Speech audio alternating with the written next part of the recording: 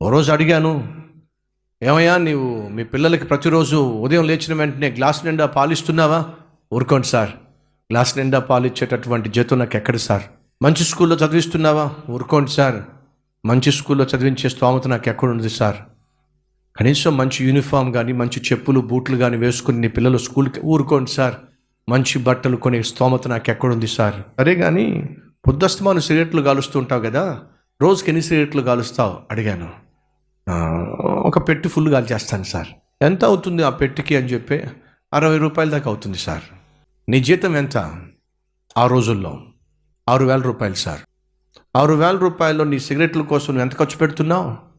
3 ఆరులు 18, సుమారు 1,800 రూపాయలు సార్. 6,000 రూపాయలు సంపాదిస్తుంటే దాంట్లో 35% దేనికోసం ఖర్చు పెడుతున్నాడు? 3లో 1 వంతు పొట్టలో పొగ నింపుకోవడానికి ఖర్చు పెడుతున్నాడండి. సిగ్గు అనిపించింది. నీ బుద్ధి ఉందా నీకు? పొగ నింపుకోవడానికి నువ్వు సంపాదించే 6,000 రూపాయలు సుమారు 2,000 రూపాయలు ఖర్చు పెట్టేస్తూ నా పిల్లలకి నేను పాలు ఎక్కడ ఇవ్వగలనండి, నా పిల్లలను ఎలా చదివించగలనని అంటున్నావు.